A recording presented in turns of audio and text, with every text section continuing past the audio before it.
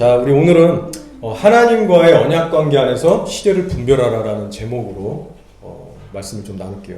우리 한 구절씩 돌아가시면서 우리 읽겠습니다. 제가 먼저 읽을게요. 다윗의 시대에 해를 거듭하여 3년 기근이 있으므로 다윗이 여호와 앞에 간구하매 여호와께서 이르시되 이는 사울과 피를 흘린 그의 집으로 말미암음이니 그가 기브온 사람을 죽였음이니라 하시니라. 기브온 사람은 이스라엘 족속이 아니요 그들은 아므리 사람을 이스라엘 족속이 전에 그들의 발사였다가 사울이 이스라엘과 유다 족속을 위하여 열심히 있으므로 그들을 죽이고자 하다가 여호와 기브온 사람을 불러 대결을 펼치나 다윗이 그들에게 묻되 내가 너희를 위하여 어떻게 하랴 내가 어떻게 속죄하여야 너희가 여호와의 기업을 위하여 복을 빌겠느냐 하니 기브온 사람이 그에게 대답하되 사울과 그의 집과 우리 사이의 문제는 은근이지 아니하며 이스라엘 가운데에서 사람 죽이는 문제도 우리에게 있지 아니하니까 왕이 그에게 우리가 말하기를 시행하시라. 그들이 왕께 아뢰되 우리를 학살하였고 또 우리를 멸하여 이스라엘 영토 내에 머물지 못하게 하려고 모해한 사람에 사성의 사람을 우리에게 내주소서. 여호와께서 택하신 사울의 복을 기뻐하여서 우리가 그를 여호와께서 목매하라 하겠나이다. 왕이 이르되 내가 내주리라 하니라. 그러나 다윗과 사울의 아들 요나단 사이에 서로 여호와를 두고 맹세한 것이 있으므로 왕이 사울의 손자 요나단의 아들 무비보셋은 아끼고 왕이 이에 나의 아들 리스바에게서 나자 사울의 여호와를 갈망하며 무비보셋과 사울의 아들 메라에게서 나자 곧 몰라 사람 바실레의 아들 아드리엘의 아들자라. 그들을 기브온 사람의 손에 넘기니 기브온 사람이 그들을 산 위에서 여호와 앞에 목매어 달매 그들 7사람이 동시에 죽으니 죽은 때는 곡식 빼는 첫날 곧 보리를 베기 시작하는 때더라. 아야 아들 리스바가 붉은 배를 가져다가 자기를 위하여 바위에 쫓고 곡식 되기 시작할 때부터 하늘에서 비가 시체에 쏟아지기까지 그 시체의 낮에는 공중에 새가 앉지 못하게 하고 밤에는 들짐승이 거하지 못하게 하니라. 11절인가요 이제? 맞죠. 이에 아야의 딸 사울의 첩 리스바가 행한 일이 다윗에게 알려지매 다윗이 가서 사울의 뼈와 그의 아들 요나단 뼈를 블레셋 사람에게 가져가니 이는 전에 블레셋 사람이 사울을 두려워하여 죽여 블레셋 사람들이 세상에 요나단 것을 그리기 위하여 가져온 것이라. 다윗이 그곳에서 사울의 뼈와 그의 아들 요나단의 뼈를 가지고 올라오매 사람들이 그 달려 죽은 자들의 뼈를 거두어다가 사울과 그의 아들 요나단의 뼈와 함께 베냐민 사람에서 그의 아버지 이스라엘의 장사들 모두 왕의 명령을 따라 행하니라. 그 후에 하나님이 그 땅을 위하여 기도를 들으시니라. 아멘. 예. 우리가 정말 성령 충만해가지고 그렇게 하루하루 우리가 정말 살고 있다면 매일매일 빠지지 않고 하는 일이 있을 겁니다. 바로 기도예요.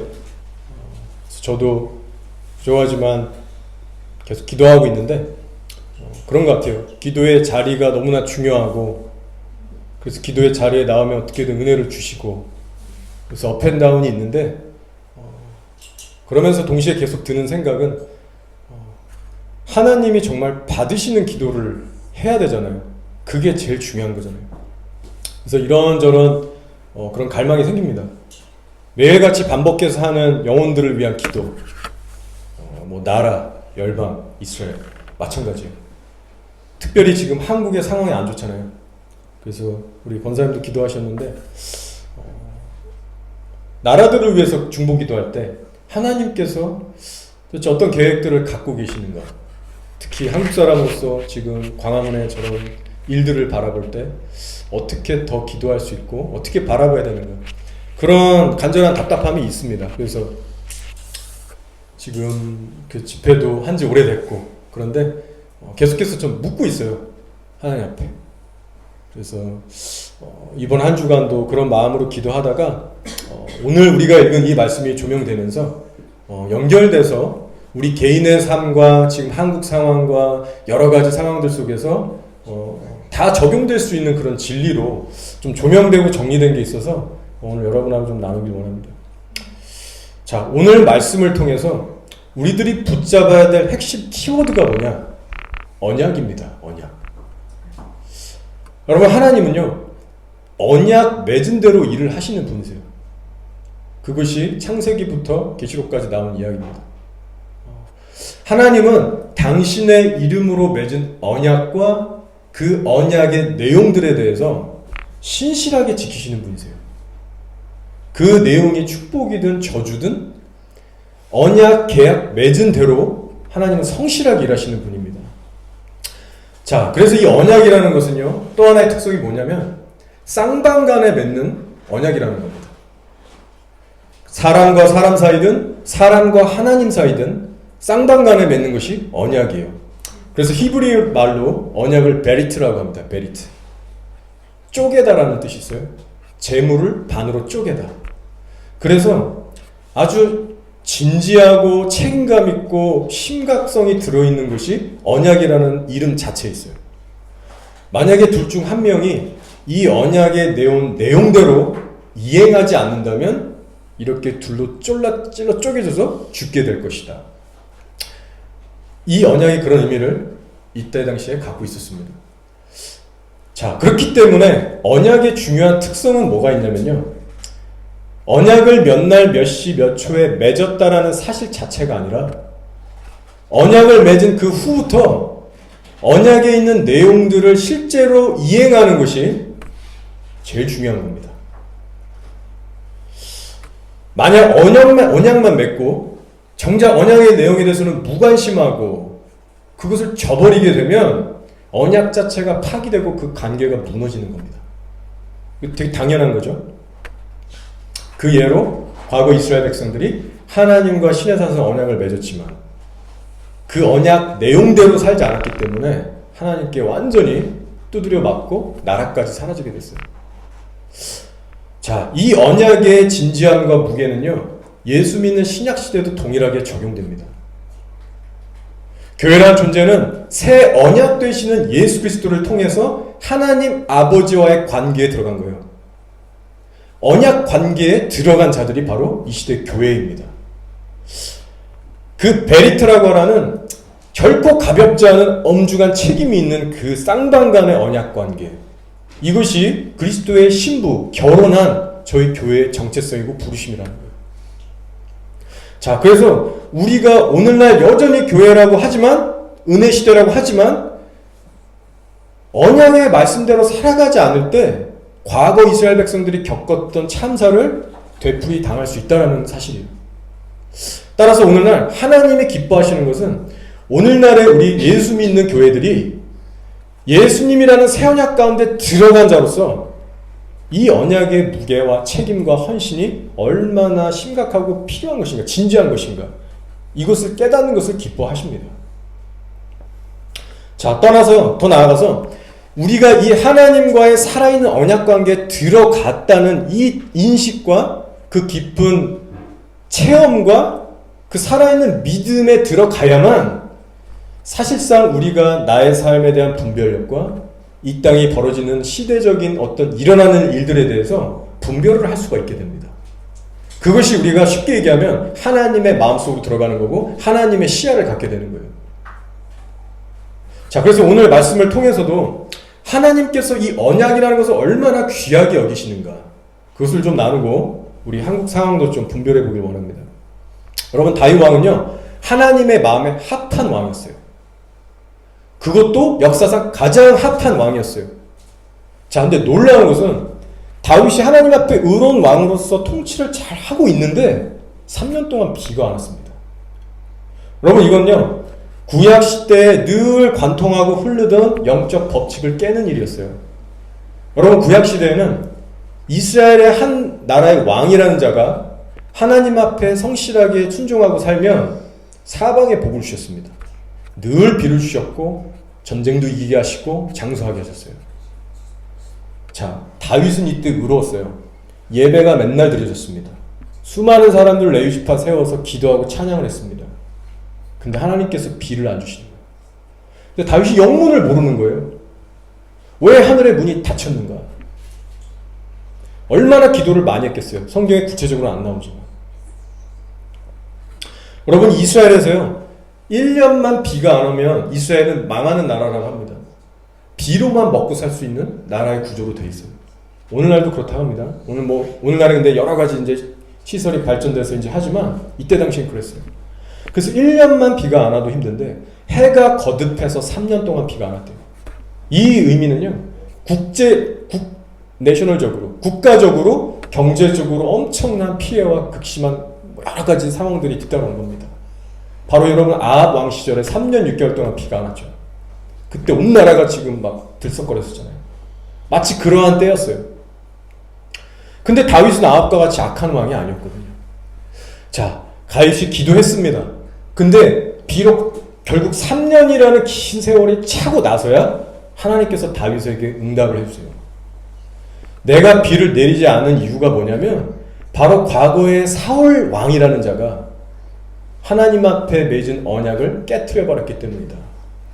그래서 비를 주지 않았다라고 다윗이 구체적인 음성을 듣게 됩니다. 자, 이게 무슨 말이냐? 성경을 아시는 분은 아실 거예요. 여호수아 시대로 쭉 거슬러 올라갑니다.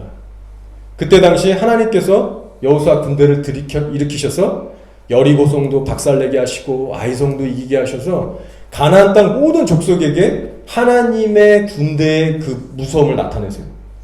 온 족속이 벌벌 떨었습니다. 아, 저들이 이제 쳐들어오는구나. 우리 다 죽었다. 자, 그때 가나안 족속 중에 히위 족속이라고 있는데 그 가운데 이 기브온 족속이라는 사람도 있었어요. 이 사람들이 꾀를 내기를, 야, 이대로 가면 우리 다 멸망하니까 우리 쪽에서 사신을 이스라엘에 보내서 화친을 맺자.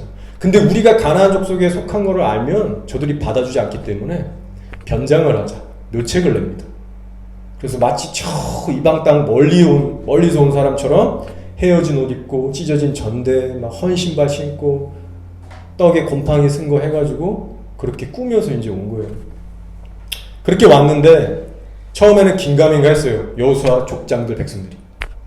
근데 결국에는 여호와 하나님께 제대로 묻지 않고 언약을 맺어요. 하나님의 이름으로 맹세합니다. 그리고 나서 3일이 지났어요. 그러니까 이 언약의 내용은 그거였어요. 우리가 너희를 절대 죽이지 않겠다. 너희를 살리겠다. 그리고 나서 3일이 지났는데 이들의 정체가 드러났어요. 근데 이미 끝났습니다. 백성들이 들고 일어나서, 야, 이 족장들아, 너네 어떻게 이런 식으로 일처리를 할 수 있냐. 원망을 망했어요. 그때 족장들이 얘기하죠. 이 언약은 이미 하나님 앞에 맹세로 드렸기 때문에 이것을 깨면 하나님의 진노가 임할 거다.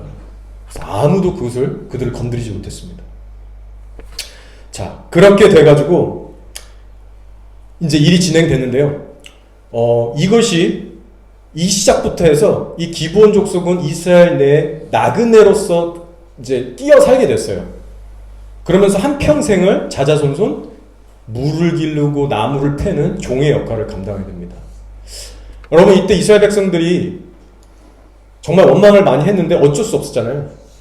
이 사실에서 우리가 알 수 있는 것은요, 언약의 특성이 바로 이런 겁니다.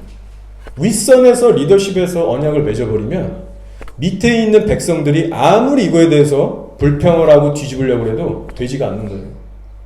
밑에 백성들은 위에서 맺어버리면 그냥 줄줄이 다 따라가는 겁니다. 자, 그래서 우리가 함부로 아무하고나 언약을 맺으면 다 고생하는 거죠. 그래서 이 여호수아 때부터 이스라엘이 기브온 족속을 살려줘요. 그리고 이 원약을 오랜 세월 동안 잘 지켜왔습니다. 그런데 사울이라는 사람이 등장하고 나서 자기의 열심으로 이 기브온 족속들을 인종 청소를 해버린 거예요. 자, 성경이 말하기를 사울이 이스라엘과 유다 집에 열심히 있었다고 합니다. 이 열심은요, 하나님 보시기에 좋은 열심이 아니라 인간적인 열심이었어요. 아, 얘네들 이방 족속인데 왜 맨날 우리 나라에 끼어서 이렇게 사냐. 마음에 안 든 거예요. 엄청나게 피를 흘렸습니다. 하나님의 언약을 생각하지 않고 자기의 의지와 마음으로 죽인 거예요. 자, 이 언약을 저버린 사울 집안의 죄 때문에 이스라엘 나라 자체에 3년의 가뭄이 왔었던 겁니다. 자, 우리가 여기서 알아야 될 것은요, 이스라엘에 3년 동안 가뭄이 안 왔던 이유가 뭐냐, 그 죄의 본질이 뭐냐면 사울의 어떤 개인적인 차원의 죄들이 아니었다라는 겁니다. 예를 들어서 다윗을 쫓아다니고 미워했던 창 던지는 미움, 살인죄, 뭐 거짓말 많이 하고 명예욕을 택했던 탐심, 교만, 이런 개인적인 차원의 죄 때문에 나라의 멸망이 온 게 아니라 언약을 깨뜨렸기 때문에 왔다는 거예요. 이 차이점을 우리가 분명히 짚고 넘어가야 됩니다.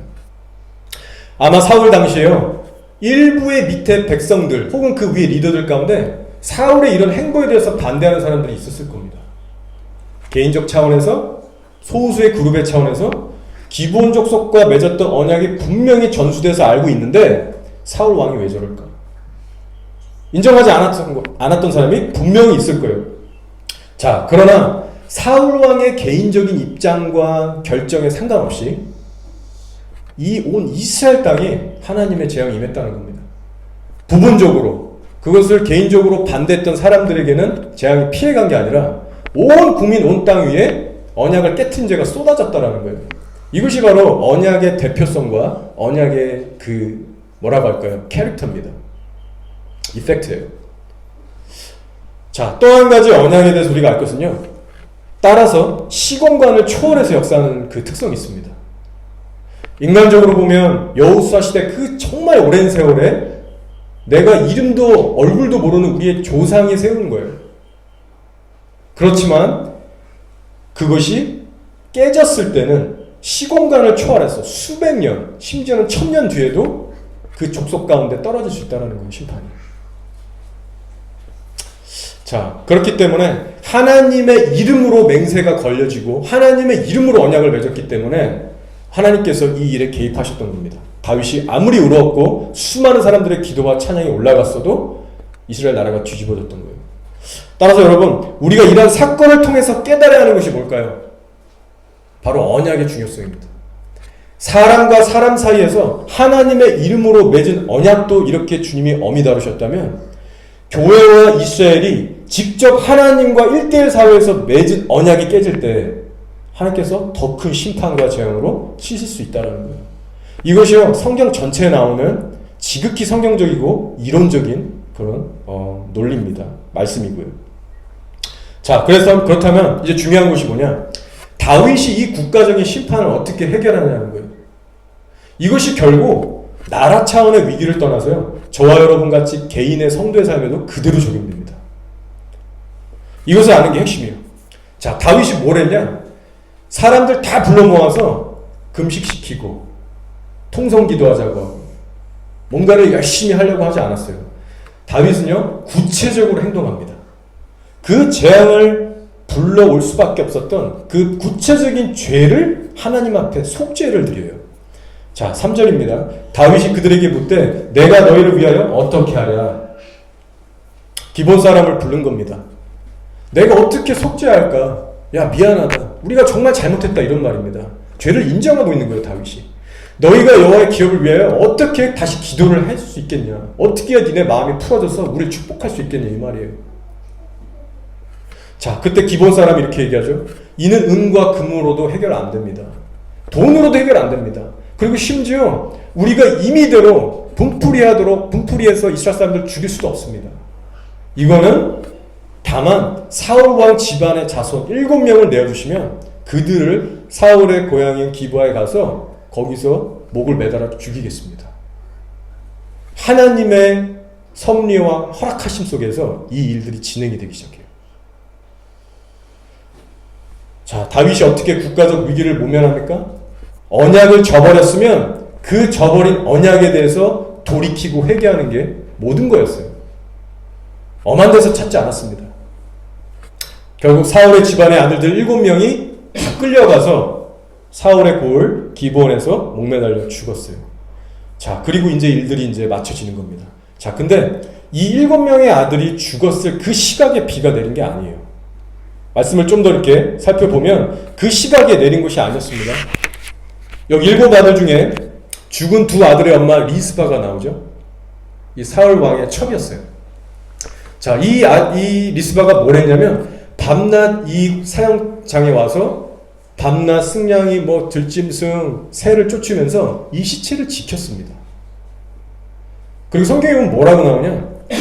그 하늘에서 비가 내려서 시체를 적실 때까지 그렇게 했다라고 나옵니다.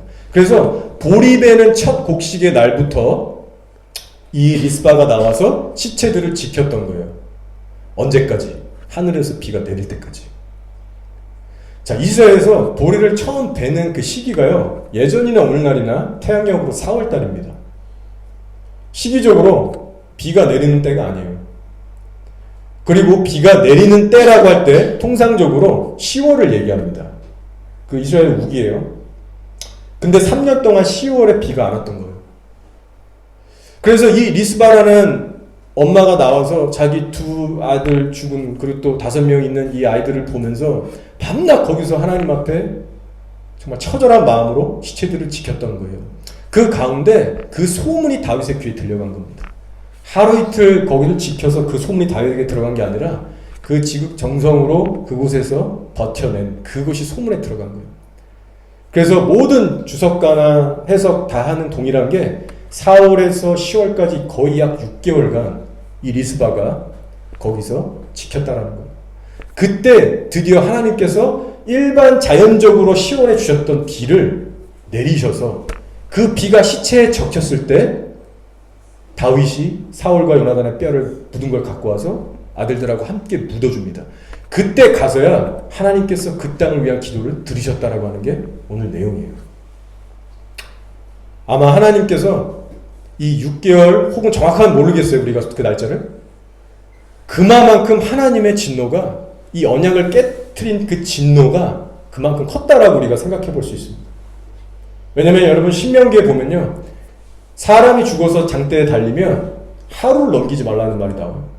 그 죽은 시체로 인해서 그 땅을 더럽히지 말라는 말이 나오는데 이때 당시엔 그 룰이 깨졌어요. 근데 그걸 누가 깼냐? 하나님이 안 주신 거예요. 그만큼 그 속죄의 기간을 우리가 살펴볼 때 언약에 대한 그 두려움을 우리가 알 수 있는 거죠. 여러분, 이런 하나님과의 언약관계의 관점에서요, 오늘날 한국에 임한 저 상황을 한번 지켜보길 원하는 겁니다. 지금 대한민국이 적화될 위기가 있어요. 그리고 싸우고 있습니다. 인간적인 관점에서 보면 단순한 사람들 사이의 이념의 다툼이고, 뭐 배후의 강대국 세력도 있을 거고, 어떤 그런 이념의 다툼일 뿐이에요. 어쩌다 저런 사람이 대통령이 돼서 나라가 이 지경이 됐을까? 사람을 바라보고 환경 탓하고, 세상 사람들은 실제로 그렇게 하고 있습니다. 그러나 여러분, 우리 영적인 우리들, 예수님을 정말 믿고 하나님을 믿는 우리들은요, 다르게 볼 수 있어야 됩니다. 오늘날 한국 사회가 적화 위기에 있는 것은요, 단순히 육신적인 차원에서 이념 다툼에서 밀린 싸움이 아니라요, 교회들의 죄 때문에 벌어진 일이에요. 근데 저도 이거를 물론 이론으로 알고 예전부터 알고 있었지만, 사실 하나님 앞에 기도를 하면 할수록, 말씀에 대해서 더 알아갈수록 이것들이 좀 더 클리해지는 그런 은혜들을 사실 경험하고 있어요. 저도 과정 중에 있고요, 저도 청각 끝은 다 몰라요. 하지만 정말로 우리가 이 땅에서 일어나는 그런 일들이 하나님의 백성이라고 하는 교회와 이스라엘 때문에 벌어진다라는 그 진짜의 현실을요, 아는 사람은 사실 근데 많지 않은 것 같아요. 제가 뭐 안다고 교만하게 이런 말 하는 게 아니라, 똑같은 하나님을 믿지만 너무나도 시대를 바라보는 분별력이 다른 거예요.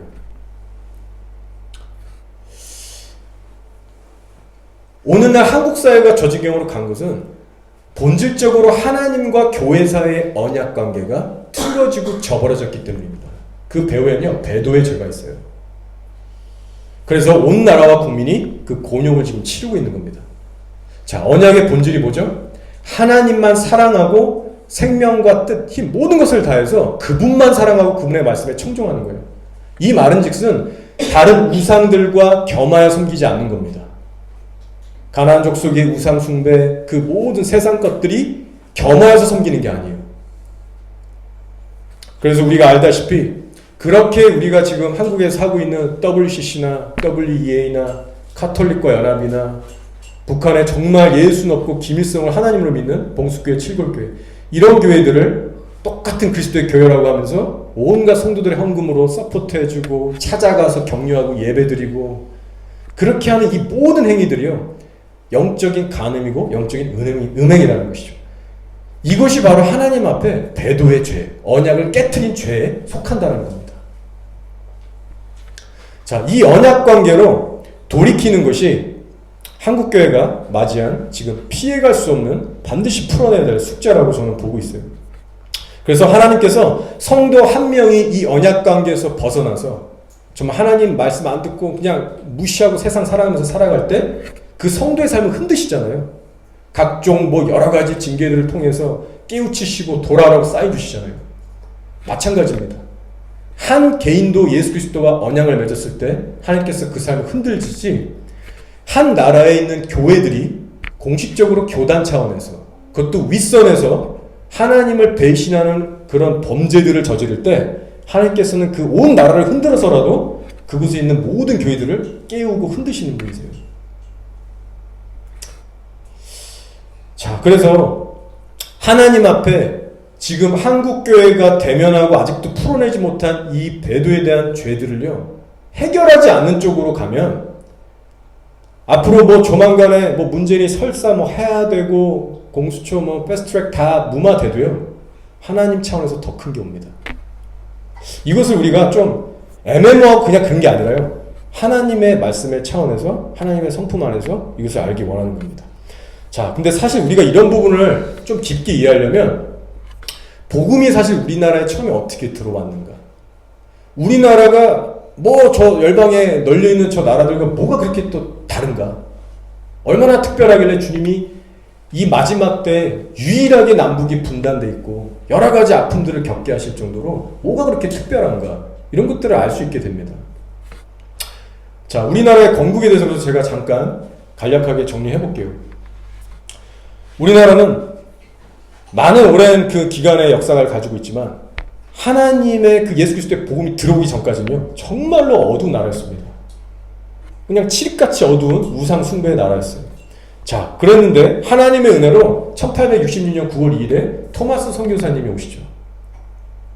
그래가지고 이제 왔는데 너무나도 그냥 순교를 당하십니다. 목숨 걸고 그때 당시에 선교를 이제 오셨는데 평양 대동강 양각도에 도착하자마자 우리나라 군대들이 배에 막 불살르고 화살 쏘고, 그래서 내리자마자 화살 칼에 맞고 그 다음에 이제 성경을, 쪽복음을 던지고 순교하셨어요. 결국 그 성경을 이제 받은 사람의 이름이 박영식이었는데, 이 사람이 자기 집에다가 성경책을 일이 찍어서 이제 도배를 합니다. 그죠? 믿음도 없는데 도배로 벽지로 이제 붙인 거예요. 자, 그때 이제 시간이 좀 지났어요. 그리고 나서 사무엘 모펫이라는 선교사가 이제 한국인 자기 제자를 데리고, 성도를 데리고 그 벽에, 벽지로 성경책이 붙여있던 그 집을 찾아갑니다.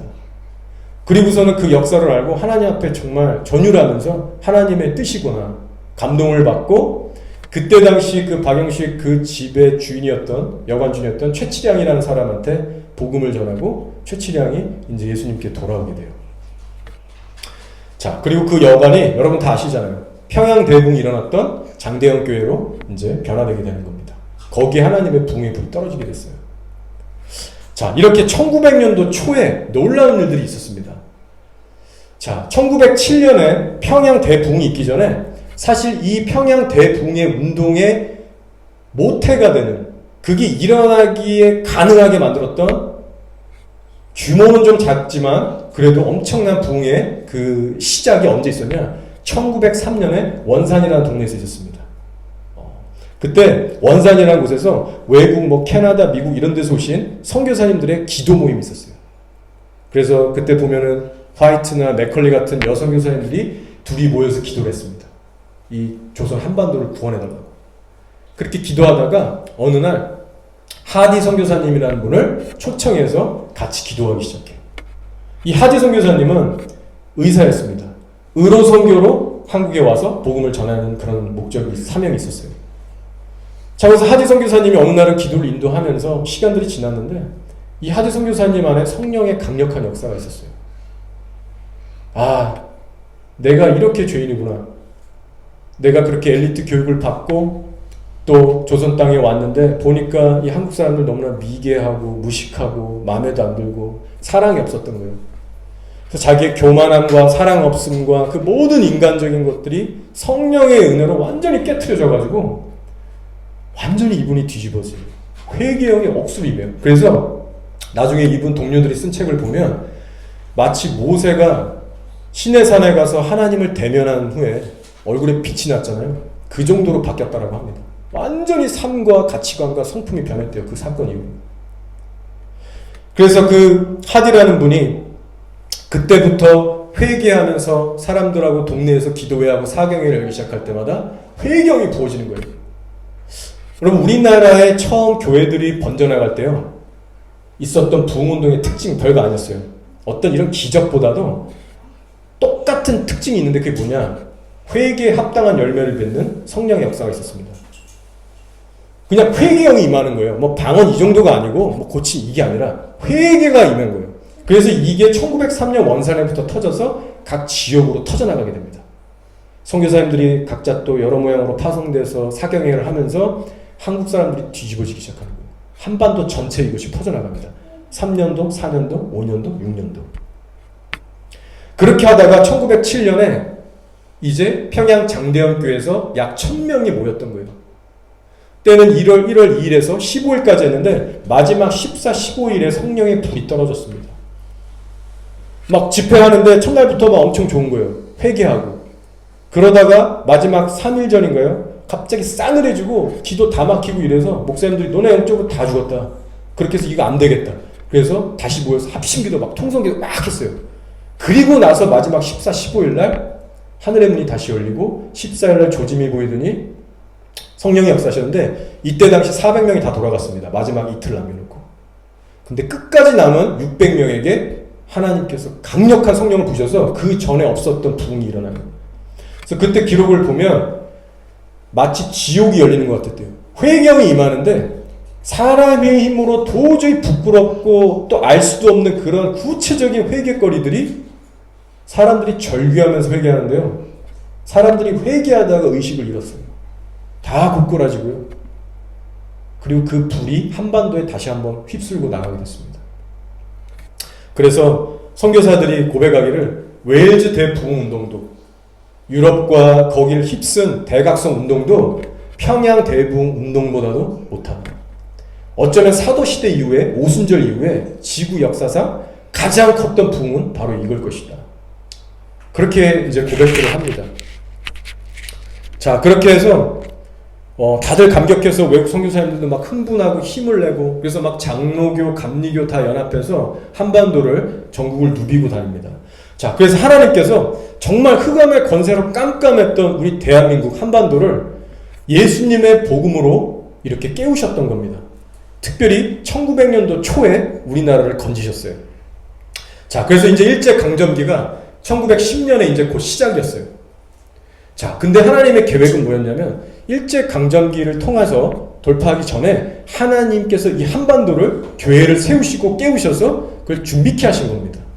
어떤 국가적인 사명과 부심이 분명히 있었던 거예요. 자, 그리고 동시에 우리가 또 하나 알 것은요. 1903, 4년에 무슨 일이 있었냐? 이렇게 외부 한반도 전 지역에서는 교회들에게 회경을 부셔서 거룩한 백성들이 일어나는 걸 준비시켰고요. 한성 감옥이라는 곳에서는 하나님께서 이승만 대통령이라는 사람을 준비시키고 계셨어요. 그래서 감옥 안에서는 이 이승만 대통령과 그때 당시 대통령은 아니었지만 이승만이라는 하나님을 믿지 않고 배척했던 분, 그리고 그 주위에 있었던 40인 정도 되는 훗날 민족의 독립의 리더들이 되는 40명의 사람들, 감방에서 하나님이 이분들을 변화시킨 역사가 동일하게 1903년, 4년, 이승만이 한 5년 6개월 수감했으니까요. 그때 당시 있었던 겁니다. 자, 설명하기 다 어렵지만 이승만은 처음에 이 기독교가 그냥 뭐 오랑캐 그런 종교고 그냥 그 시대의 어떤 이데올로기다, 인간적인 거다, 사상 철학일 뿐이다, 배척했던 사람이었습니다. 근데 이승만이 엄청 똑똑했잖아요. 자, 근데 감옥에서 사형수로 이제 선고받고 있는 거예요. 그 조그만 데서 누울 수도 없고 편히 쉴 수도 없는 그 쪽방에서 엄청나게 막 고문받고 어렵고, 그리고 한때 콜레라가 돌아서 수많은 수감자들이 옆에서 죽어갔는데 너무나 상황이 열악해서 시체가 옆에서 죽는데 같이 살아야 했었던 거예요. 감옥 안에서. 너무나 힘들고 소망이 없어서 다들 막 미쳐가고 죽어가고 자기 동료들 숨겨당하고 그러고 있는데 그 어려운 시기에 우리 언더우드 선교사, 게리 선교사 뭐 이런 외국에서 온 선교사들이요 감방에 찾아갑니다. 이승만을 계속해서 도와줘요. 콜레라가 돌 때 콜레라 약 주고 약 챙겨주고 힘내라고 기도해주고 예수의 사랑을 계속 전하는 거예요. 그 모습을 보고 이승만이 하나님 정말 살아계시나 보다. 마음이 열리고 평강이 임하고 그렇게 해서 이제 깜빵에서 예수님을 영접하게 됩니다. 그러면서 하나님의 은혜가 임해서 결국에는 주변 사람들 막 전도해서 개종하고 심지어 거기서 성경을 가르치는 학교가 되고 기도방이 되고 예배터가 되고 깜빵 안에. 그렇게 해서 하나님께서 이 이승만에게 뭘 주셨냐 감옥에서부터. 예수는 개인에게만 필요한 게 아니라 온 나라, 우리나라에게 필요한 건 바로 예수구나. 예수가 아니면 소망이 없다. 감옥에서 그 비전을 주셨어요. 그래서 감옥에서부터 이 나라 주님 살려달라고. 나 여기서 나가게 해주시고 이 나라 살려달라고. 하나님의 복음으로 진리의 법대로 세워지는 나라가 되게 해달라고. 그 비전을 품고 거기서 기도합니다. 그래서 말도 안 되는 기적으로 하나님께서 사형수에서 무기수로 이렇게 계속 강등되다가 결국 나오게 하신 거예요. 너무나 큰 은혜예요. 저도 다시 한번 이번 주에 이것들을 이제 연구하고 공부하면서 정말 마음에 찡한 감동이 왔습니다. 하나님께서요 너무나도 정말 치밀한 계획으로 구체적으로 역사하신 거예요. 1900년도 초에. 그래서 우리가 이 이승만이 어떻게 기독교로 이제 개종해서 나라 자체를 그냥 복음 안에서 세우고자 하는 이 비전을 주셨는가. 그리고 그것을 함께 갈 수 있는, 기도로 서포트하고 한마음 돼서 갈 수 있는 한반도의 민족들을 흔들어 깨우셨던 거예요. 그래서 깜빵에서 나가보니까 대붕으로 원산 때부터 뒤집어져 있는 거예요. 그래서 연합해서 하나님의 나라가 세워집니다. 자, 그래서 기독교 독립운동, 나라 건국의 주체가 됐던 게 이런 예수 믿는 자들이었어요. 자, 그래서 하나님의 일이 실제로 진행됩니다. 1919년에 상하이의 임시정부가 세워지죠. 그때 이승만 대통령이 초대로 이제 세워지게 돼요. 자, 우리 이걸 한번 보면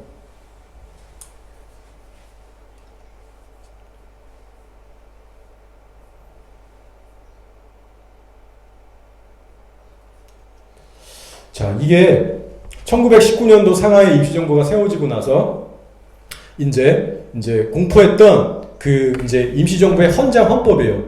근데 이게 한문이라서 제가 도저히 알 수가 없는데 요새 세상이 좋아가지고 제가 다 해석합니다. 무슨 말이냐면 신인일치 중에 협응하여 무슨 무협지 같은 얘기를 하더라고요. 근데 신인일치는 제가 알죠. 하나님과 사람의 뜻이 일치돼서. 이게 시작문이에요. 이승만이 이렇게 선포를 한 겁니다. 그 옆에 리더들하고 그렇게 임시정부 자체가 하나님의 어떤 그런 법에 입각하고 하나님의 은혜와 부르심에 입각해서 선포를 하는 거예요. 자, 이런 뜻이에요. 하나님의 뜻과 한국민의 뜻에 의하여. 쭉 많은데 제가 길어서 다 읽을 수 없고요. 언약이라는 말은 쓰지 않았지만 1919년에 임시정부에서 선포한 내용과 그 후에 1949년 재헌 국회가 공식적으로 이제 설립됐을 때 두 군데에서 전부 다 예수님의 이름, 하나님의 이름으로 그 대통령과 목사님들, 리더진들이 공식적으로 선포를 했어요. 자, 그때 임시정부 1919년 임시정부 임시헌장 제7조가 이렇습니다. 대한민국은 그게 이 내용이에요. 대한민국은 신 하나님의 의사에 의하여 건국한 정신을 세계에 발휘하고 나아가 인류 문화 및 평화에 공헌하기 위하여 국제연맹에 가입함. 이게 임시헌장 제7조의 내용입니다. 자, 한국은 하나님의 뜻에 의해서 건국된 나라라는 고백이에요. 이것이 기독 입국론입니다. 그래서 이승만과 주변 기독교 그때 인사들이 전부 다 이걸 알고 있었고요. 다 동의했고 하나님의 은혜가 아니면 우리나라가 여기까지 못 왔다라고 다 고백했습니다. 의회에서. 우리 힘만으로는 될 수 없는 거 여러분 아시지 않나요?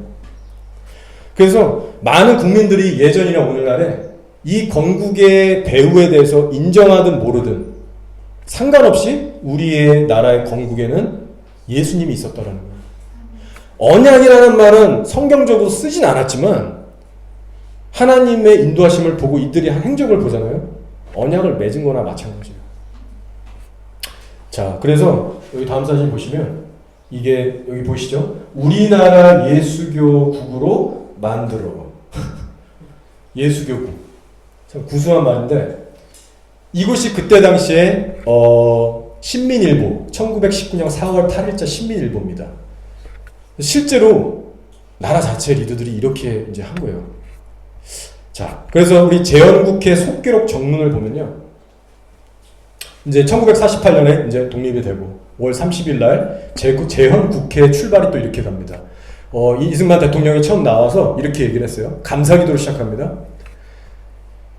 대한민국 독립민주국 제1차 회의를 여기서 열게 된 것을 우리가 하나님께 감사해야 할 것입니다. 종교, 사상 무엇을 가지고 있든지 누구나 오늘을 당해가지고 사람의 힘으로만 된 것이라고 우리가 자랑할 수 없을 것입니다. 그러므로 하나님께 감사를 드리지 않을 수 없습니다. 나는 먼저 우리가 다 성심으로 일어서서 하나님에게 우리가 감사를 드릴 터인데 이윤영 의원, 목사님이시거든요. 의원이자 목사님 이분 나오셔서 간단한 말씀으로 하나님에게 기도를 올려주시길 바랍니다. 이때 이윤영 목사님 나오시고 기립박수하면서 전부가 일어나서 국회에서 이렇게 기도해요. 이 우주와 만물을 창조하시고 인간의 역사를 섭리하시는 하나님이시여, 이 민족을 돌아보시고 이 땅에 축복하셔서 감사에 넘치는 오늘이 있게 하심을 주님께 저희들은 성심으로 감사하나이다. 이게 첫 문장이에요. 쭉 찾아보시면 여러분 다 구하실 수 있어요. 오늘날 우리가 게을러서 그렇지 맘만 먹으면 다 깨달을 수 있습니다. 그러니까 처음부터 끝까지 마치 우리 교회에 와서 대표 기도하는 것처럼 그런 예배가 드려진 겁니다. 하나님 앞에 언약이 맺어진 거예요. 자, 그러고 나서 미국에게 보낸 임시정부 외교문서도 1919년 당시 이랬습니다. 미국을 향한 호소문, 이승만이 보낸 거예요. 미국 국민은 자유와 민주주의를 위해 투쟁하였고 기독교와 인도주의를 받아들이고 있다. 쭉쭉쭉 나갑니다. 우리의 소망은 기독교의 전 세계적 복음입니다. 그러므로 우리는 우리의 호소가 귀국민이 숙고할 가치가 있다고 생각합니다. 라고 이제 호소문을 보내기도 했습니다. 자, 하나님께서 대한민국을 이렇게 예수의 은혜와 이름으로 공식적으로 세우셨어요. 이것이 우리나라의 건국입니다. 자, 근데 시간이 조금 흘러서 1910년이 됐어요. 평양 대붕이 1907년에 있었는데 3년만 지나면서 뭐 한일합방 일어나면서 일제강점기 시기가 이제 되는 거예요. 자, 교회들에게 고난이 닥칩니다. 근데 하나님께서 원하셨던 거는 내가 너에게 이렇게 은혜를 쏟아부었으니 세상 유례 없었던 붕을 줬으니 너희는 이 시대를 이겨내야 된다. 그것이 하나님의 속마음이었거든요. 근데 어떻게 됐어요? 헌병으로 짓밟고 여러 가지 문화정책 하면서 마지막에 신사참배, 창시계 뭐 이런 것도 했잖아요. 공식적으로 1938년에 우리나라의 모든 교단이 윗선에서부터 신사참배 배도의 죄를 저지르게 됩니다. 1938년 9월 10일에 조선 예수교 장로에서 우리가 아는 장로에서 이렇게 얘기해요. 신사참배는 종교의식이 아니라 국가의식이다. 그리고 이때부터 처음에는 총칼이 무서워서 이걸 맞지 못했거든요. 근데 시간이 흐를수록 목사님들이 나서서 장려하고 이거 괜찮다. 이거 그런 거 아니다. 그런 운동을 벌였습니다. 그래서 모든 그 밑에 있는 성도들이 아 그래? 이거 그렇게 나쁜 거 아닌가 봐. 다 휩쓸려 갔어요. 그래서 심지어는 교회에서 나온 헌금으로 일제 비행기 사서 장로라고 이름 붙이고 온갖 무기 다 서포트하고 마치 오늘날 교회들이 북한 도와주는 것처럼. 이것이 바로 하나님이 그렇게 은혜를 베푸셔서 언약관계 가운데 교회를 중심으로 나라를 건국하게 하셨는데 이 교회의 죄를 하나님과의 관계를 깨트린 배도의 죄였어요. 이것이 바로 언약관계가 깨트려진 겁니다. 자, 하나님께서 기적으로 한반도를 찾아오셨는데 40년을 못 넘겼어요. 한 세대를 못 넘겼어요. 한 세대를. 자, 문제가 뭐였냐? 전국적으로 모든 교회와 교단들이 배도의 죄를 저질렀는데 이거에 대한 회개가 없었어요. 이거에 대한 각성과 회개가 없었어요. 자, 그렇게 회개가 없은 지 시간이 흐릅니다. 그리고 나서 하나님의 은혜와 그 먼 섭리 가운데 그래도 자비를 베푸셔서 하나님께서 독립을 허락하셨던 거예요. 그래서 우리가 그때 광복하고 그렇게 재헌국회를 했던 겁니다. 자, 하나님의 속마음은 한국 교회들이 그 사이에도 회개를 해서 정말 이제 나라를 내가 이제 세워줬으니 정말 그 부르심대로 기독교를 전파하고 정말 열방의 빛이 되는 아시아의 국가로 세워지길 원했는데 기대와는 달리 회개는 계속 안 했던 거예요. 자, 그 속을 모르고 광복이 찾아왔을 때, 독립했을 때 우리나라 국민들 너무나 기뻐하고 좋아했습니다. 자, 근데 하나님은 공의로운 하나님이시기 때문에 회개하지 않은 배도의 죄에 대해서 공의의 채찍을 준비하고 계셨던 거예요. 그래서 얼마 시간 지나지 않아서 6.25 전쟁이 터진 겁니다. 자, 1950년에 6.25가 곧 터졌어요. 수백만이 죽었습니다. 여러분, 이 전쟁은 다시 한번 말씀드리지만 사람 간의 이념 전투가 아니에요. 이념 이데올로기 전쟁이 아니라 교회들이 하나님 앞에 언약을 깼기 때문에 그 나라 자체에 임한 심판이었습니다. 자, 그 증거가 뭐냐? 6.25 때 여러분 북한군이 쫙 쳐들어오잖아요. 새벽에 탱크 몰고 순식간에 서울 점령하고 밑으로 내려오는데 분홍색 이 보이시는 지역을 다 먹은 거예요. 순식간에. 이 다 아시죠? 저보다 더 잘 아실 거예요. 그래서 밑에 저 경상남도, 대구, 뭐 마산, 부산 요 땅덩어리만 남겨놓고 북한군이 다 먹었습니다. 자, 근데 여러분 뒷얘기 다 아실 거예요. 왜 저 땅덩어리만 남았는지 여러분 아시죠? 이때 당시 경상남도에 최상필인가? 최상림이라는 목사님 딱 한 분이 모든 교단이 공식적으로 신사참배를 이제 따라갔을 때 경상남도 최상림 목사를 필두로 한 노예, 경남 노예만이 공식적인 차원에서 배도를 회개하고 반대했습니다. 그래서 이게 멈춰졌던 거예요. 여기서. 자, 이 회개 후에요.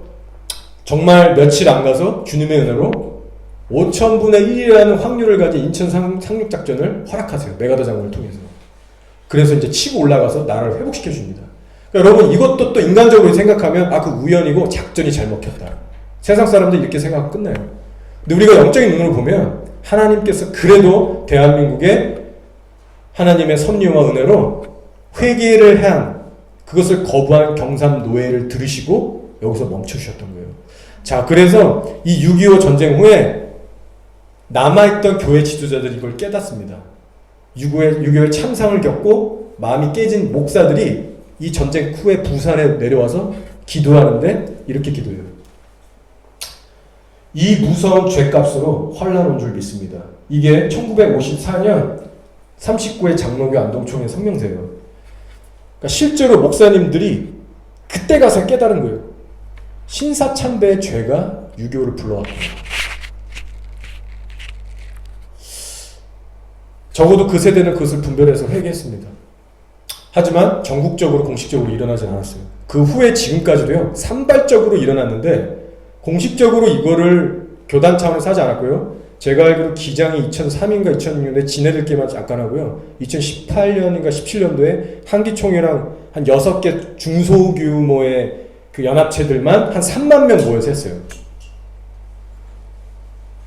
자, 이 6.25를 이렇게 하나님의 채찍으로 우리나라가 박살이 나고 이 배도의 죄의 결과로 인해서 평양 장대현 교회 있잖아요. 그 붕이 떨어졌던 그곳에 지금 김일성 저 주상이 있는 거예요. 바로 태양신이라고도 하죠. 우리 김일성을. 그리고 그 이전으로 돌아가면 태양신이죠. 우리 일본의 천황 태양신. 이제 그 신 이름이 있어요. 태양신.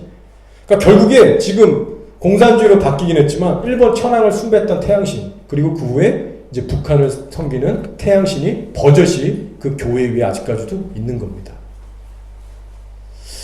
자, 다시 한번 말씀드리면 하나님과의 언약관계라는 이 렌즈를 가지고 지금 한반도 역사를 쭉 살펴본 건데 분명하게 드러나잖아요. 자, 그리고 한 가지 좀 더 중요한 사건이 있어요. 이걸 나누고 이제 제가 마치면 좋겠는데 6.25가 일어나기 1년 전에 우리나라에 어떤 일들이 일어났습니다. 저도 이번 주에 하나님 안에서 말씀 보면서 기도하고 하다가 또 접하게 된 자료예요. 신기하게 제가 저에게 이런 마음 주셔서 계속 기도하고 준비하고 답답한 마음으로 지내오다가 신기하게 이번 주 안에 유튜브도 보니까 다른 몇몇 사역자들이 동일한 메시지를 갖고 올라오는 거예요. 업로드가. 그래서 제가 그 중에 이제 하나 얻게 된 귀한 자료가 있어서 여러분과 나누기 원해요. 이건 뭐 팩트거든요. 1950년에 6.25 전쟁이 일어났는데 1년 전 1949년에 무슨 일이 있었냐, 교회 안에. 자, 주한미군이 1949년 5월부터 6월 30일까지 대한민국에서 미군을 철수했습니다. 그래서 많은 국민들이 그때 당시 야, 이러다가 우리 어떻게 되는 거 아니야? 되게 불안했었어요. 그게 이제 이 기사예요. 주한미군 철퇴 시기 여러분 한번 잘 하시니까 읽으세요. 그래서 막 이게 동아일보 1949년 4월 20일 날 나온 겁니다. 그래서 소문이 돌면서 실제로 주한미군이 5월 6월 달에 철수를 했어요. 그래서 기독교인들이 뭐를 했냐 이때 당시 마치 지금 광화문의 집회처럼 이러다가 우리나라 망한다. 북괴가 다시 뭐 저쪽에서 쳐들어올 수도 있고 우리 안 되겠다. 그래갖고 온 거리에 나와서 구국 금식 기도회를 하기 시작합니다. 자, 그게 이 모습이에요. 서울 운동장에 운집한 기독교도의 방위대회 영어보다 더럽네. 아무튼 모여가지고 하는데요. 광화문 집회에서 한 거예요. 하루만 한 게 아니라요. 수일씩 금식하면서 했습니다. 근데 중요한 게 뭐냐? 여러분 어느 정도 규모로 모였냐면 신사참배하던 1938년도에 기독교인 통계 추정이 20에서 25만이에요. 그리고 6.25 끝나고 나서 1953년도에는 기독교인 우리나라 수가 50만 명 정도라는 통계가 있더라고요. 그러니까 이때 당시 1949년은 그 중간 정도가 될 겁니다. 많지 않았어요, 지금처럼. 근데 이때 얼마나 모였냐? 5만에서 10만이 모였어요, 10만. 이 모습입니다. 거리 나와서 이때 당시에도 배너 들고 이렇게 했던 거예요. 그래서 10만 기독교도. 이게 동아일보 1949년 기사예요. 서울, 특히 서울과 경기도 지역에 있는 교인들이 다 나왔었어요. 이 집회 또 누가 참석했냐? 국회의장, 대리인도 왔고 미국 대사 대리인 서기관이 왔고요. 각종 장관들, 세상의 정치인들, 리더들이 와서 축사해주고 서포트해줬어요. 너희 잘하고 있다. 마치 지금 광화문에 국회의원들, 장군들 다 오잖아요. 그런 일이 똑같이 있었던 거예요. 1949년도에. 그리고 이때 처음으로 1949년에 우리나라 역사상 신교와 구교가 연합합니다. 천주교와 우리 개신교가 연합해서 우리 교리가 다르고 뭐 차이점도 많고 갈등도 있지만 우리 이 지금 국가적 위기에 있으니까 우리 이 시즌만큼은 하나 돼서 일단 우리 자유민주주의 보장하자. 싸우자. 열심히 외치고 싸웠던 거예요. 다 하나가 됐습니다. 마치 지금 불교 다 오잖아요. 광화문에. 조국이 있으면 민족이 있고 민주주의가 보장되는 한 종교의 신앙도 자유의 보장도 될 수 있다. 이 슬로건을 걸고 구국운동에 다 합세했습니다. 자, 신앙의 힘으로 국토 방위. 목사들이 돌아가면서 연합 집회했어요. 목사가 사회 보고 찬송가 부르고 기도하고 국기 개항하고 애국가 제창하고 특히 말씀에 성경 말씀에 복 주시는 약속된 말씀을 선포했어요. 우리는 신앙의 힘으로 대한민국을 방위해야 한다. 심지어는 배제중학교 유아 중고등학생들 나와서 합세했어요. 몇천 명이 나와서. 우리나라의 안전을 위해서. 그래서 100만 신자 뭐 이거는 뭐 어쨌든 그런 용어인데 총궐기하여 조국방에 나서자. 결의문을 낭독했어요. 자, 근데 중요한 게 뭐냐? 이렇게까지 수일을 돌면서 금식기도 하고 부르짖고 싸웠는데요. 가장 중요한 걸 안 했어요. 그게 뭐냐? 신사참배에 대한 회개를 안 했어요. 인식조차 없었어요. 인식은 있었을 수 있겠죠, 누군가는. 근데 공식적으로 가장 그 중요한 기도를 안 한 채 이 집회가 마무리가 되고 끝납니다. 그리고 결국 얼마 시간이 안 나서 그 다음 연도에 6.25가 터졌던 거예요. 여러분, 이런 지난 과거의 역사를 다시 한번 이 시간을 통해서 관찰해 보세요. 저도 이 사건은 몰랐는데 계속 답답함을 주시고 막 이번 주에도 계속 기도하고 여기 와서도 기도하는데 한국에서 기도하는데 막 눈물이 터지는 거예요. 그러면서 이제 이 자료들을 우연히 알게 하셔서 다시 한번 말씀 계속 묵상하면서 이번 주는 정말 그렇게 기도하고 했는데 정말 하나님이 우리나라를 어떻게 세우셨고 이 지경까지 왔고 지금 광화문을 우리가 어떻게 바라봐야 되나 그것을 새롭게 조명해 주시더라고요. 여러분, 광화문 집회 자체가 나쁜 게 절대 아닙니다. 거기 있는 분들 얼마나 귀해요. 그렇게 와서 거기에는 개중에는 정말 하나님의 신부들이 있고 아름답게 기도하고 헌신하는 거잖아요. 그 자체가 나쁜 게 아니에요. 교회 위해서 나라 위해서 그렇게 하는 게. 그러나 그럼에도 불구하고 핵심은 뭐냐? 하나님과의 깨트려진 교회의 언약 관계가 배도의 죄를 회개함으로 돌이키는 거예요.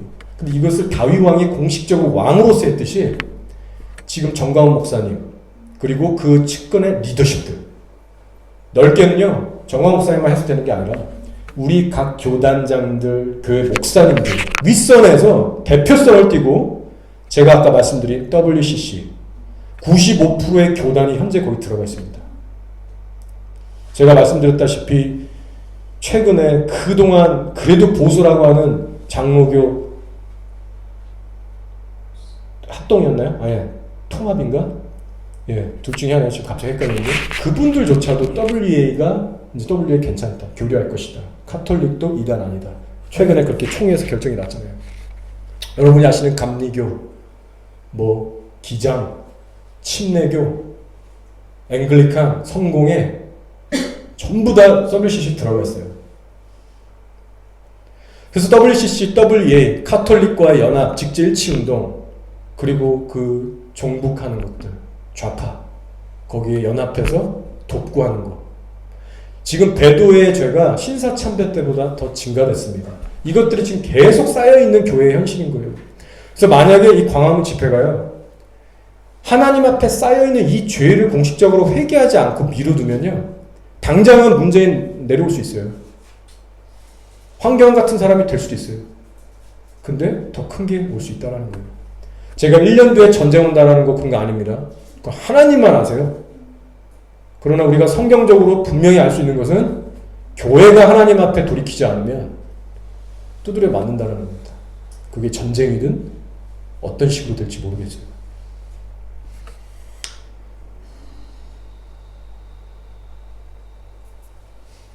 역대하 7장 14절의 말씀이에요. 나의 이름으로 일컫는 백성이 겸비하여 기도만 하고 하나님의 얼굴만 구하면 된다고 하지 않았고요. 그들의 악한 죄에서 돌이킬 때 그러면 컨디셔널해요.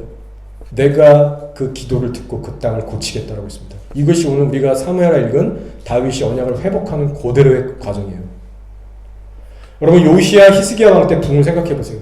요시야 히스기야가 그래도 선한 왕이었죠. 그 왕들이 이스라엘이 그 어둠 속에 있을 때 두드려 맞고 심판이 다가올 때 어떻게 그걸 돌이켰냐면 똑같습니다. 자, 열왕기하 23장에 요시야가 이렇게 선포해요. 왕이 단 위에 서서 여호와 앞에서 언약을 세우되, 언약을 재갱신합니다. 언약을 세우되 마음을 다하고 뜻을 다하여 여호와께 순종하고 이 언약의 말씀을 이루게 하리라. 그리고 나서 뭘 했느냐? 실제로 성전 안에 들어온 모든 바알과 아세라상을 찢고 불태우고 없애요. 그거를 철저하게 합니다. 그러니까 하나님이 받아주시는 회개 차원은요, 입술로만 하는 게 아니라 실제로 교회가 가담하고 있는 데서 나오고 부시고 끊고 그래야 되는 거예요. 히스기야 마찬가지예요. 역대하 29장이에요. 이제 이스라엘은 하나님 여호와와 더불어 언약을 세워 그의 맹렬한 노를 우리에게서 떠나게 할 마음이 내게 있노니 내 아들들아 이제는 게으르지 말라. 언약을 재갱신했어요. 그냥 이제 저제 회개하고 이런 게 아니라 하나님 앞에 국가적인 언약을 재갱신한 거예요. 그리고 이것에 리더들과 백성들이 동참했던 겁니다. 성경은 이렇게 동일합니다. 앞뒤가. 이스라엘이 회복될 때 이스라엘 내에 지금 바알 숭배자가 몇 명이나 있냐? 어느 지역이 세냐? 바알 신학이 어떤 사상을 갖고 있냐? 그거 되게 위험한데? 이런 거 하지 않았어요. 물론 그것도 알면 좋겠지만 바알 선지자가 몇 명 있냐라고 그것 따져가지고 혈과 열고 싸운다고 이스라엘이 회복된 게 아니었습니다. 오늘 한국도 마찬가지예요. 교회 내 좌파 세력이 누구냐? 어느 교회가 좌파 성향을 갖고 있다? 공산주의 이론이 뭐냐? 이런 강의들 많이 있죠. 귀하지만 그게 핵심이 아닙니다. 그것만 갖고는 부족해요. 내가 목사로서 성도들 떠나갈까봐 용기가 없어서 정치 얘기 못했다? 귀하지만 그게 핵심이 아니라고요. 따라서 여러분, 우리가 기도하는 자로서 한국을 위해서 기도하실 때요, 구체적으로 기도하세요. 어떻게 기도하냐? 전 목사님과 그 주변 분들, 특히 교단 분들, 리더십 위의 공식적인 차원에서 지금 제가 말씀드린 이 배도의 죄들을 국민들에게 알리고 하나님과 국민들 앞에 죄를 증거를 회개하는 거예요. 근데 여러분 이게 현실적으로 어려워요. 어려워서 이런 것들을 개인적으로 보내고 그분들의 귀에 들어갔을 겁니다. 아마 옛날부터. 근데 이것을 못하는 이유가 뭐냐면 사역들이 다 연결되어 있기 때문에 명예, 인간관계, 자기 명예 다 내려놔야 됩니다. 심지어 이게 미국의 유명한 신학교부터 연맹 맺고 교류 맺은 거 다 끊어야 됩니다. 교회에서 지급하는 연금, 교단에서 평생 먹게 해주는 연금, 쌓아놓은 사역, 성도들 다 버리고 가야 돼요. 이게 쉽지가 않은 거예요. 마귀가 놓고 있는 게. 그래서 이 일이 정말 일어날지는 제가 모르겠지만 이것들을 그래도 하려고 하는 젊은이들이 일어나고 있어요. 이거를 지금 40, 50대, 60대가 못하고 있어요. 그래서 정광훈 목사님 너무 귀하고 다 너무 귀하고 수고하지만 이 수고가 헛수고로 끝나지 않도록 우리가 그렇게 방향을 잡고 기도했으면 좋겠어요. 그래서 제가 말씀을 정리할게요. 신앙의 본질은요, 하나님과의 언약 관계에 돌아오는 거예요. 그리고 거기에 머무는 거예요. 그래서 하나님은 그 언약 관계 가운데 한 성도 개인이 이탈할 때, 혹은 한 나라 차원에서 교회들이 집단적으로 이탈할 때 인생들을 흔들고 깨뜨리십니다. 심지어는 나라를 박살내기까지 하세요. 여러분, 저와 여러분 이 시간 먼저 우리 자신을 좀 돌아보길 원합니다. 우리가 이런저런 모양의 봉사와 기도와 섬김을 아무리 많이 할지라도 가장 중요한 것은 순결을 다해서 거룩하게 내 전심을 다해서 하나님 앞에 머무는 신앙입니다. 이 중심의 신앙을 우리가 가장 핵심적으로 여기고 살아내지 않으면 우리가 하는 여기 사역들 다 무너진 사역들이에요. 따라서 우리 교회와 이스라엘의 싸움은 혈과 육이 먼저가 아니라 하나님 관계에 있다는 것을 다시 한번 이 시간 가슴에 새기기 원합니다. 그래서 그 초점에 명확히 우리가 서게 될 때 하나님의 마음과 시야가 우리 가운데 들어와서 우리 한 개인의 삶과 나의 삶과 한국 사회와 이스라엘을 바라보는 그 하나님의 분별력이 임하게 될 줄 믿습니다. 그래서 우리가 온전히 주님 편에 서서 하나님 마음 붙들고 끝까지 우리 기도로 섬길 수 있도록 그렇게 되기를 예수님으로 축원합니다. 아멘.